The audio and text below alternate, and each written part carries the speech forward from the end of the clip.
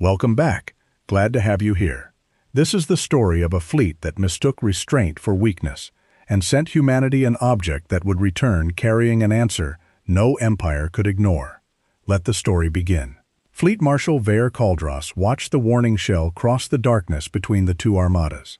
It was a small thing by Kharon standards, barely 14 meters long, wrapped in a sheath of dark iron and driven by a pulse engine designed to burn out after a single acceleration. Yet on the command deck of the Kharon flagship Sovereign of Ash, every officer stood in silence as though witnessing the launch of a sacred relic. The shell passed the forward line of the fleet. Behind it waited 18,000 Kharon warships, arranged in 9 perfect crescents, each formation extending for hundreds of thousands of kilometers across the edge of the Telemon system. Their hulls were black, angular, and marked with the silver bands of conquest, earned during 3 centuries of expansion. Ahead of the shell floated the human vessel Meridian. It was not a battleship. It was not even an official military ship.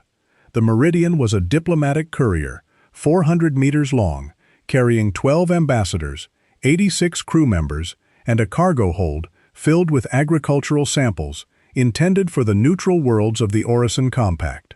To Vare, that made it the perfect target. The shell crossed Meridian's bow at a distance of only 600 meters. Its passage left a temporary wound in space. Radiation alarms flared aboard the human vessel as the shell tore through the courier's defensive field, missing the hull by less than the width of a Kharon destroyer. The projectile continued into the empty system beyond. 6 seconds later, its engine failed exactly as designed. Vare folded his forearms behind his narrow back. His pale armor reflected the red light of the tactical displays, making him resemble one of the iron statues standing in the ancestral halls of Kharon Prime. "Send the declaration," he ordered. Communications Master Oth Vale lowered his elongated head. "Transmission ready, Fleet Marshal." Vare faced the primary display. The human ship had altered course by less than 1 degree. No weapons had deployed. No acceleration spike appeared. No distress signal had been sent. The humans were waiting. Vare considered that encouraging. "Human vessel Meridian," he said, speaking slowly enough for the translation system to preserve every syllable. "You have entered territory claimed by the Kharon Dominion. The projectile that crossed your path was a warning. Turn back immediately. Any human vessel found within 20 light-years of this system after 7 standard days will be destroyed." The transmission departed. Across the command deck, officers relaxed. Some allowed their throat plates to darken with satisfaction. The doctrine of the Kharon Dominion had been proven across 600 inhabited systems.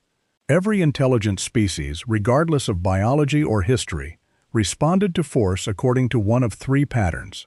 The weakest fled. The uncertain negotiated. The strong retaliated. Each reaction revealed the exact category into which a civilization belonged. The fleeing could be ignored until their resources were required. The negotiators could be divided and absorbed. The retaliators had to be crushed before they became rivals. For 900 years, the Kharon had called this principle the doctrine of the first impact. Every war began with a measured blow, not enough to destroy, not enough to provoke a desperate response, only enough to reveal the true nature of the opponent. The warning shot was never merely a warning, it was a question. Vare waited for humanity to answer. Aboard the Meridian, Captain Elena Ward stood before the forward observation window and watched the projectile disappear into the cold light of the system's distant star. The bridge remained calm. Lieutenant Marcus Hale studied the damage reports from the defensive field. Ambassador Saanvi Rao listened to the translated declaration a second time. Chief Engineer Daniel Okafor leaned against the railing beside the navigation station, his expression more curious than frightened. Captain Ward turned toward him. "How close was it?" she asked. 612 meters, Okafor replied. Their targeting solution was precise to within 8 centimeters. So they intended to miss. Absolutely. Lieutenant Hale raised his eyes from his console. They also knew exactly how much energy our field could absorb without collapsing. That shell passed through the outer layer at 94% of the failure threshold. Ambassador Rao crossed her arms. "A calibrated threat." Captain Ward nodded. "A test." The Meridian had entered Telemon under the authority of a navigation agreement signed with the Orison Compact 80 years earlier. No Kharon claim had been recognized by Earth, the Compact, or any of the 42 civilizations using the corridor. The Dominion had arrived only 11 months before. During that time, Kharon survey fleets had occupied 3 uninhabited moons, constructed weapons platforms around the system's primary gate, and begun demanding transit payments from civilian ships. Most governments had protested. Several had paid. Humanity had done neither. Captain Ward looked at Ambassador Rao. "What response do you recommend?" Rao studied the image of the Kharon formation. "We acknowledge receipt. We state that the Telemon corridor remains neutral under existing interstellar law. We continue our mission." Hale shifted in his chair. "They have 18,000 warships, and we have 12 ambassadors expecting to reach Orison," Rao replied. "Turning around would establish that the Kharon can close neutral space by declaring ownership of it."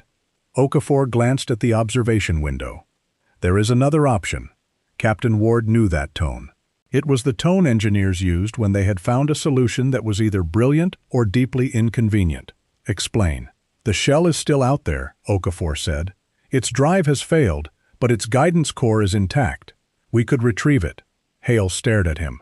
"Retrieve the warning shot?" "Yes. Why?" Okafor gave a slight smile. "Because they gave it to us." 30 minutes later, the Meridian changed course. On the Sovereign of Ash, the movement was immediately detected. Navigation Master Tesh Rao magnified the human vessel's projected path. The new trajectory did not lead away from Telemon. It led deeper into the system. Vare leaned forward. "Are they approaching us?" "No, Fleet Marshal. They appear to be pursuing the warning shell." Silence returned to the command deck. Vare examined the prediction line. The shell had traveled almost 200,000 kilometers beyond the human courier. Meridian was accelerating toward it at a cautious rate, adjusting course to match the projectile's slow rotation. Oath Vale narrowed his black eyes. "Perhaps they intend to study the weapon." "Of course they intend to study it," Vare replied. "A weaker civilization often mistakes examination for preparation." "Should we destroy the courier?" "Not yet. The doctrine required patience. A test was useful only when the subject had time to reveal itself." Vare watched as Meridian approached the drifting shell. A hangar opened along the human ship's lower hull. 3 compact vessels emerged. They surrounded the projectile, matching its spin with bursts of blue thruster light, mechanical arms extended, cables attached. Within 12 minutes, the warning shell was secured and drawn inside the courier. Several Kharon officers displayed signs of amusement.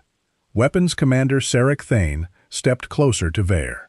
"They collect the object that threatened them. Is this common human behavior?" "The intelligence files suggest they preserve artifacts of conflict," Othvale replied.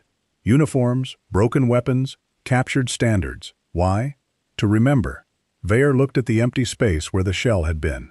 The Kharon remembered victories through monuments and defeats through erased records. They did not preserve the tools of humiliation. They melted captured weapons into the armor of future fleets.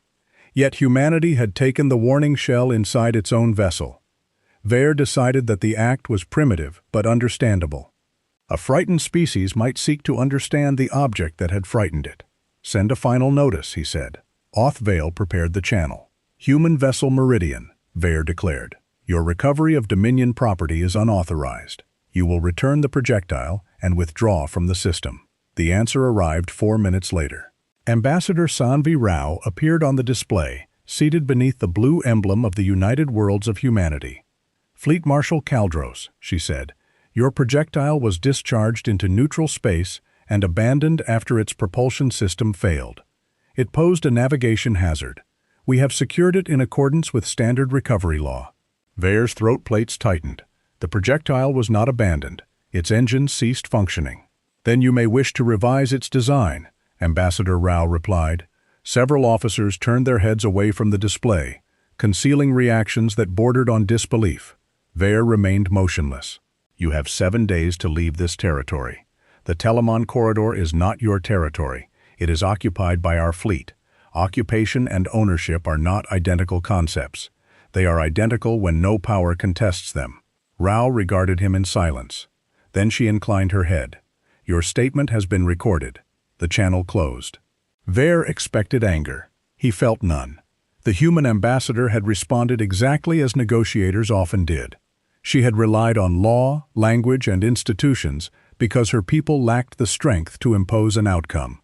The recovery of the shell was a symbolic act intended to preserve dignity, while retreat became inevitable. The Dominion had seen such behavior before. The Lethari had cited ancient trade agreements before surrendering 11 systems. The Naravan had invoked neutral arbitration while Kharon troops landed on their capital moon. The Vesic Union had threatened sanctions against a fleet that outnumbered its navy 20-1. Civilizations built rules when they lacked weapons. Vare looked across the immense formation beneath his command. Humanity would learn the same truth. Aboard Meridian, Daniel Okafor stood inside Cargo Bay 7 and studied the warning shell suspended above the deck. Its surface was scarred from its passage through the courier's defensive field. Black residue covered the forward third. The engine housing had split along 2 seams. Several guidance fins were warped. The shell's warhead contained no explosive material. That confirmed Captain Ward's assessment. The Kharon had intended intimidation, not destruction. Okafor circled the projectile while autonomous scanners mapped its structure. Lieutenant Hale stood behind a transparent shield at the edge of the bay. "Tell me again why we are keeping this thing," he said. "Because throwing away a functional object is wasteful." Its engine melted. The engine is one component. Ambassador Rao entered the bay wearing a magnetic safety harness. "Can we determine where it was manufactured?" "Already done," Okafor replied. "The isotopic signature matches Kharon Prime. The casing is ceremonial iron alloy. Very expensive, very heavy, and poorly suited for long-range weapons." Rao studied the silver markings beneath the residue. "Ceremonial? There are inscriptions under the thermal damage. This was not pulled from an ordinary ammunition rack. It was built specifically to be seen. Captain Ward joined them through the upper access platform. Then we should make certain it is seen again." Okafor looked up. The captain had received a priority transmission from Earth 12 minutes earlier. The message was classified, but her expression carried none of the uncertainty that had followed the Kharon threat. "What are our instructions?" Hale asked. "Continue to Orison," Ward replied. "Deliver the ambassadors, then return the shell to Helios Station." Okafor rested one hand against the projectile's cold surface. For disposal? For restoration. The Meridian departed Telamon 16 hours later. It did not flee. It continued along its original route, passing directly through the outer edge of the Kharon formation. Dominion battleships held position, while the diplomatic courier moved between them at civilian speed. Vare watched from the command deck as the human vessel crossed the fleet's perimeter. The arrogance of the maneuver was so subtle that several Kharon officers failed to recognize it. The humans had not accelerated. They had not activated weapons. They had not requested permission. They had simply proceeded, as though 18,000 warships were obstacles already accounted for by navigation software. Weapons Commander Sarek Thane approached Vare. "The 7th day begins at the next cycle. Shall we deploy interdiction groups along the corridor?" "Yes." "And the Meridian?" "Let it pass." Thane hesitated. "Fleet Marshal? The courier carries our warning back to humanity. That serves us." Vare looked at the fading engine light of the human ship. "They will show the shell to their admirals," he continued. "Their engineers will measure it. Their ministers will debate our message. Fear will spread more efficiently when carried by one of their own vessels." Thane lowered his head. "The doctrine of the first impact. The first blow reveals them," Vare said. 7 days passed. The humans did not withdraw. Instead, civilian traffic through Telamon increased by 9%. Kharon patrols stopped 47 vessels during the 2nd week. 22 paid the new transit fee. 14 reversed course. 11 refused. 8 of those 11 were human. The Dominion impounded 3 cargo ships and detained 600 crew members. Humanity filed formal demands for their release. The Kharon ignored them. Then the transports stopped coming. Vare interpreted the silence as surrender. He ordered the construction of permanent defense rings around the Telamon Gate. Mining vessels descended toward the system's outer planets. Troop carriers arrived from Kharon space. Within 30 days, The Dominion had established control over every major navigation point. On the 31st day, an object appeared at the edge of the system. It emerged from the interstellar gate alone. The Sovereign of Ash detected it immediately. Tesh Ral examined the sensor return. "One vessel," she reported.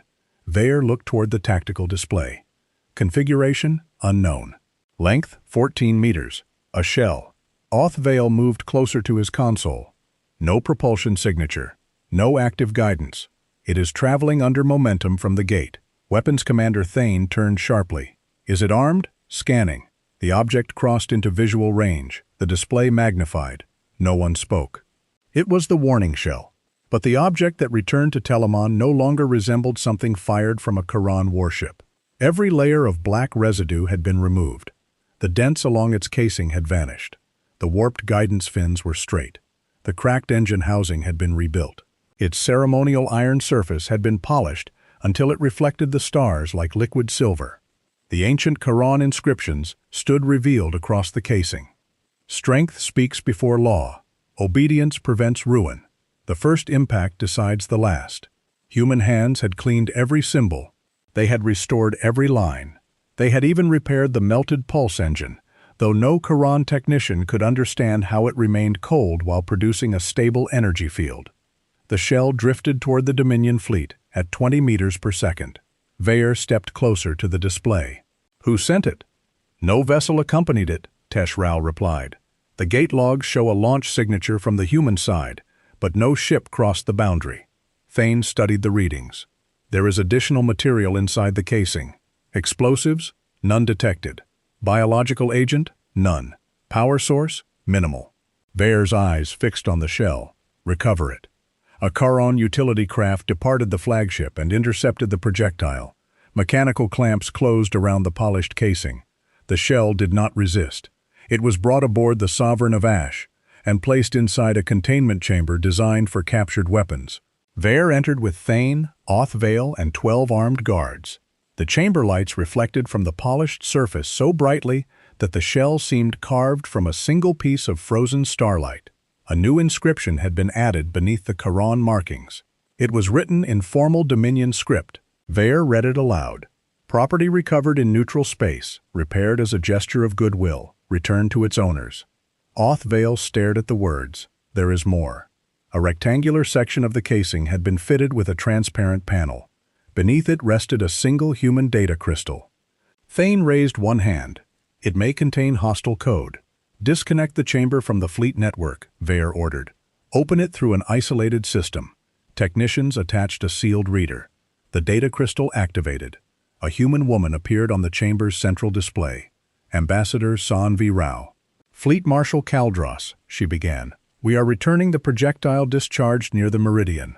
Our engineers repaired the damage caused by its transit and restored its ceremonial surface. We have also included a technical assessment of the propulsion failure, along with suggested modifications that may improve reliability." Thane's throat plates turned almost black. The ambassador continued.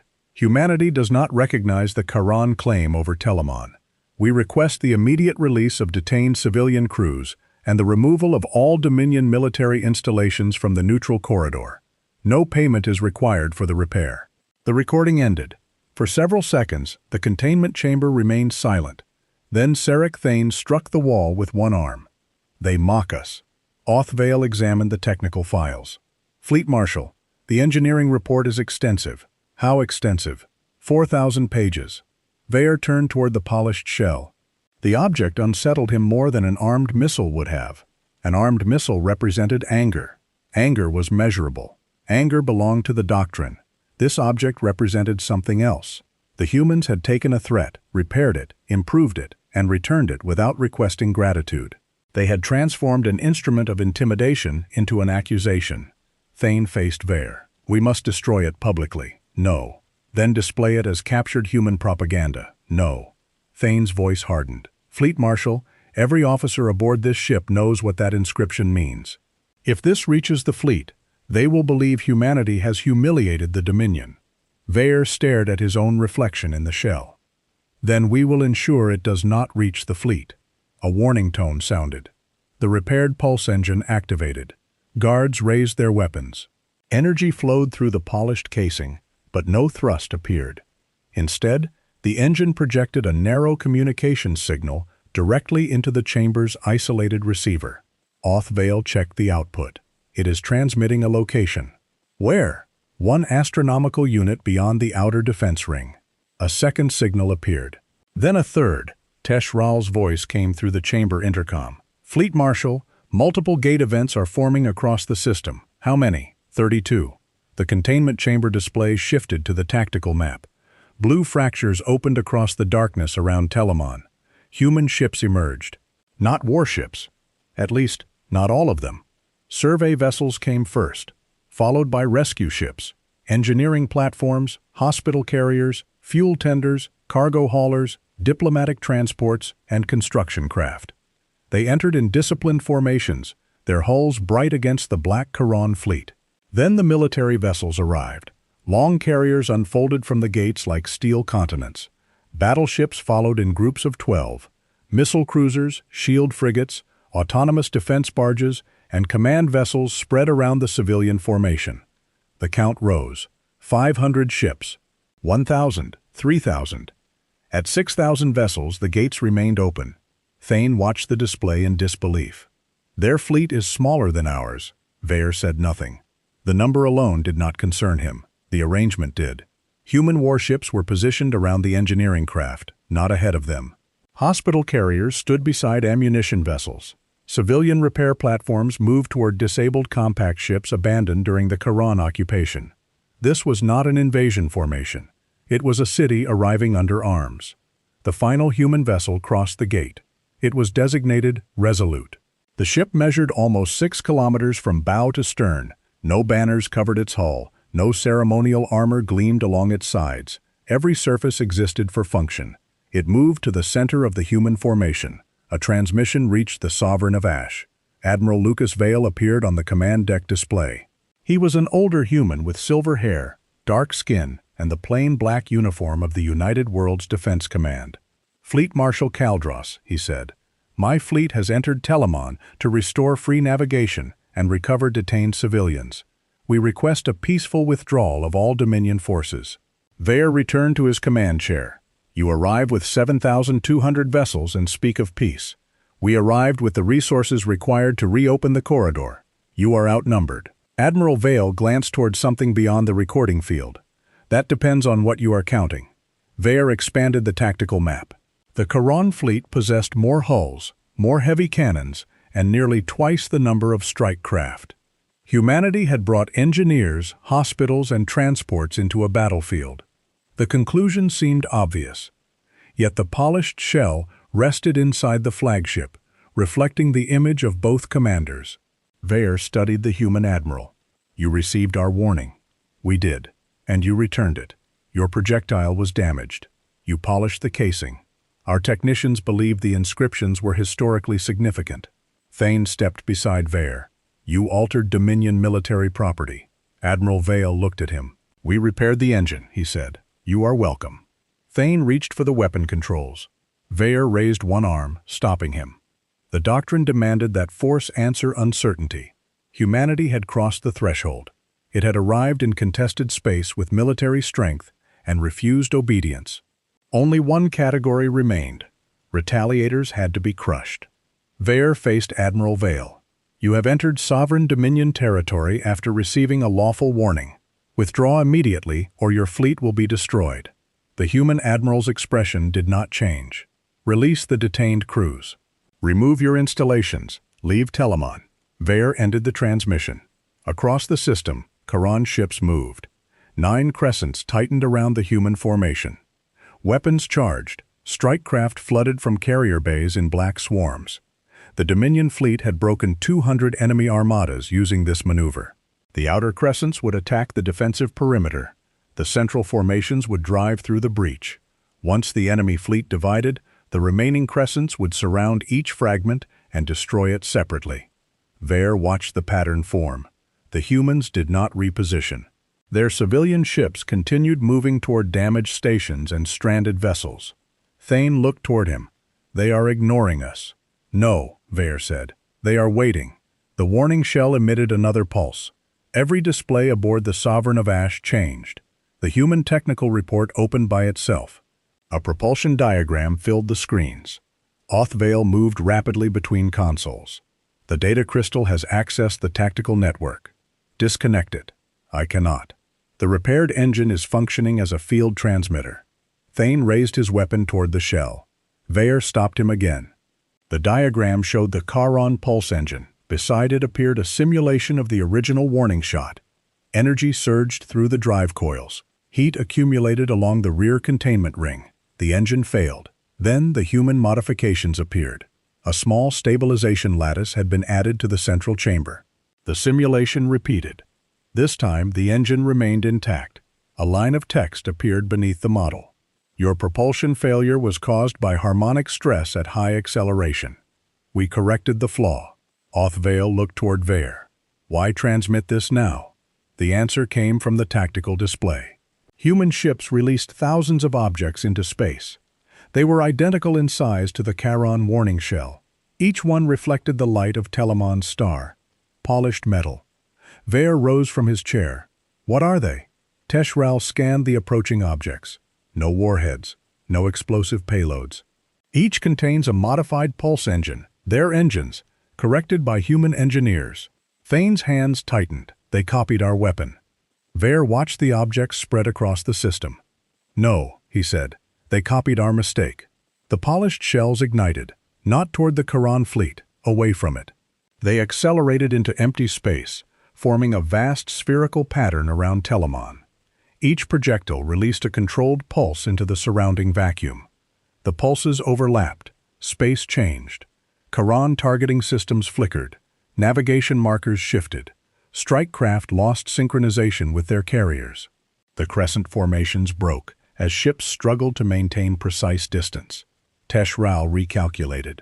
They are using the engines to create gravitational interference. Thane stared at the display. A pulse engine cannot do that. Ours cannot, Othvale said. The corrected versions can. Thousands of repaired engines formed a lattice around the entire battlefield. The network did not damage Kharon ships. It disrupted the mathematical relationships upon which their weapons depended. The doctrine of the first impact had shaped Dominion technology for centuries. Kharon fleets assumed that the first coordinated strike determined every battle. Their targeting arrays were designed to fire across immense distances with perfect simultaneity. Humanity had not tried to overpower those weapons. It had denied them a shared definition of distance. The first Kharon barrage began. 18,000 ships fired. To the eyes of the fleet, every cannon discharged at the same instant. In reality, the interference field distorted the timing by fractions of a second. At interplanetary range, those fractions became thousands of kilometers. Beams crossed empty space. Missiles entered false trajectories. Kinetic shells passed harmlessly between human formations. The largest opening attack in Dominion history struck nothing. Admiral Lucas Vale watched the barrage pass around the Resolute. On the human flagship's command deck, officers remained focused at their stations. Captain May Laurent tracked the Kharon formation. Their targeting coherence has fallen below 12%, she reported. Civilian vessels? Protected. Detention platforms? Located. Rescue teams are moving. Admiral Vale studied the tactical display. The plan had been developed at Helios Station by 400 engineers from 6 human worlds. Daniel Okafor had identified the flaw in the recovered engine. Others had discovered that correcting it allowed the pulse chamber to generate stable gravitational harmonics. Humanity could have converted the technology into a weapon. Instead, the engineers had built a shield large enough to protect a star system. Vale looked toward Communications Officer Priya Sen. Open a channel to the Kharon flagship. Connected. Fleet Marshal Kaldros, Vale said, your first attack has failed. We have not returned fire. Withdraw while that remains possible. The answer came immediately. You have interfered with Dominion weapons and stolen Dominion technology. We repaired technology you discarded. You copied it. We learned from it. That distinction carried more weight than Vaer wanted to admit. The human admiral continued. The crews you detained are being recovered. Your orbital weapons are being disabled. No Kharon personnel will be harmed if they surrender their stations. Vaer turned toward the tactical map. Human ships were moving through the broken crescent formations. They did not attack warships directly. Fast frigates projected containment fields around Kharon launch bays. Autonomous drones attached themselves to external weapon mounts and severed power connections. Electronic warfare vessels flooded targeting systems with false stars. Every action was precise. Every action reduced the fleet's ability to fight without destroying the ships themselves. Veyr watched a human cruiser approach a Kharon battleship 3 times its mass. The cruiser released no missiles. It fired a narrow beam across the battleship's forward hull. The beam cut through the external sensor spines. The Kharon ship became blind. Another cruiser immobilized its engines. A rescue vessel then passed beside the disabled battleship and transmitted emergency power instructions to its crew. Humanity was dismantling the Dominion fleet and helping it survive at the same time. Thane's voice rose. "Order all ships to close range." Veyr looked at him. "The interference weakens at short distance," Thane said. "Our armor is superior. Our numbers remain greater." The calculation was correct. Veyr gave the command. Across Telamon, Kharon vessels accelerated. The broken crescents collapsed inward, abandoning long-range coordination for direct combat. Thousands of black warships surged toward the human fleet. Admiral Vale saw the movement. Captain Laurent looked to him. "They are closing." Vale nodded. "Begin the second return." Human carriers opened. From their bays emerged the Kharon warning shell. Not one, not thousands, millions. Each was smaller than the original, no longer than a human hand. Every replica had been machined from reflective alloy. Every one carried a miniature version of the repaired engine. The objects spread like silver dust. They entered the paths of the advancing Kharon ships. Thane examined the sensor readings. Micro-projectiles. No explosive payload. "Then they cannot stop us." The silver objects activated. Each generated a tiny gravitational pulse. Individually, they were harmless. Together, they formed pressure waves across space. The first Kharon destroyer struck the field. Its forward momentum vanished. The vessel did not explode. It did not break apart. It simply decelerated, gently and completely, as though caught by an invisible ocean. Then another ship stopped, then 50, then 500. The advance collapsed. Across millions of kilometers, 18,000 Kharon warships drifted motionless within clouds of polished metal. Engines burned at full output. The ships did not move. The humans had returned the shell, not merely repaired, but multiplied into a system capable of arresting an entire fleet without killing its crews. Veyr stood in the center of his command deck. Every officer looked toward him. The doctrine of the first impact had no category for this. The humans had not fled. They had not negotiated from weakness. They had not retaliated with destruction. They had answered force with understanding. They had taken the Dominion's own instrument, discovered what it might become, and returned the lesson across the whole of Telamon. A final transmission arrived from Admiral Vale. "Fleet Marshal Kaldros, your vessels are contained. Your crews remain safe. Your weapons are disabled. Release the prisoners and order your forces to stand down." Thane moved toward the command chair. "We can overload the reactors," he said quietly. "If the fleet cannot be recovered, it must not be captured." Veyr turned. 18,000 ships carried nearly 6 million Kharon personnel. The old doctrine offered a clear answer. Defeat invited conquest. Captivity brought humiliation. A failed fleet had value only as a warning to the next. Veyr looked at the polished shell in the containment chamber feed. Human engineers had repaired it without knowing whether the Dominion would ever thank them. Human rescue teams were boarding damaged Kharon stations while the battle continued. Human hospitals were already transmitting medical access codes to enemy ships. Humanity had been given a weapon and returned a possibility. Veyr faced Thane. "Stand down the reactors. Fleet Marshal, the Dominion cannot accept this defeat." "The Dominion does not have to accept it," Veyr replied. "It has already occurred." Thane's throat plates darkened. "What will Kharon Prime call us? Alive." Veyr opened a fleet-wide channel. "All Dominion vessels, cease resistance. Power down weapons. Cooperate with human rescue teams. This order is final."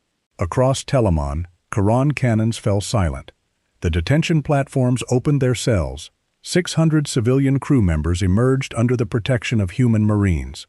Kharon guards were disarmed, registered, and allowed to remain aboard their stations until transport could be arranged. No executions followed. No occupation banners were raised. Human engineers began repairing the gate before the last Dominion ship had surrendered. For 9 days, Telamon became the largest rescue operation in the recorded history of the Orison Compact. More than 3,000 Kharon vessels had suffered engine damage while resisting the containment field. Human repair crews restored every one capable of flight. Hospital carriers treated 70,000 Dominion personnel injured by equipment failures and acceleration stress. The compact worlds watched in astonishment. They had expected humanity to destroy the Kharon fleet. The Kharon had expected the same. Instead, humanity returned it. Fleet Marshal Ver Kaldros departed Telamon aboard the Sovereign of Ash with his warships disarmed but intact. Before the flagship entered the gate, a human utility craft approached its forward hull. It carried the original warning shell. The polished casing had been repaired once more after the battle. The human data crystal had been removed. The ceremonial inscriptions remained untouched. A message accompanied it. The shell belongs to your history. What it becomes next belongs to you. Ver ordered it mounted in the center of the command deck. Thane protested. Ver ignored him.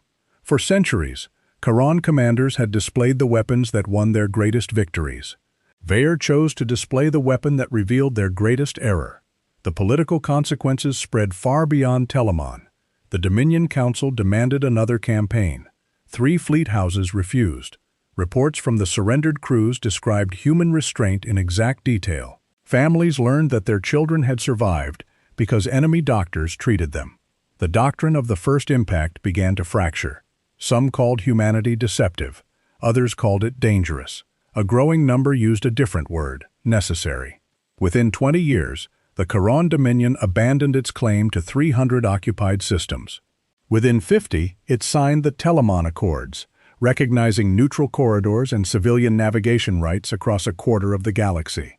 Fleet Marshal Ver Kaldros became the first Kharon representative to Earth. He arrived carrying the polished shell. Human archivists offered to place it in a museum. Ver refused. The shell was eventually installed within the entrance hall of the new Galactic Navigation Assembly, suspended beneath a field of artificial stars. Delegates from 200 civilizations passed beneath it every day. They saw the Kharon inscriptions declaring that strength spoke before law. They saw the human repair marks surrounding them. They saw a weapon made beautiful, not because it had destroyed something, but because someone had believed it could become more than the purpose for which it was built. Generations later, few remembered the exact angle of the warning shot. Fewer remembered the size of the fleets. But every civilization remembered what humanity had returned. Not a threat, not an ultimatum, not vengeance. A shell, polished until an empire could see itself reflected in the surface. And behind that reflection stood humanity, calm among the stars, still repairing what others had only learned to fire.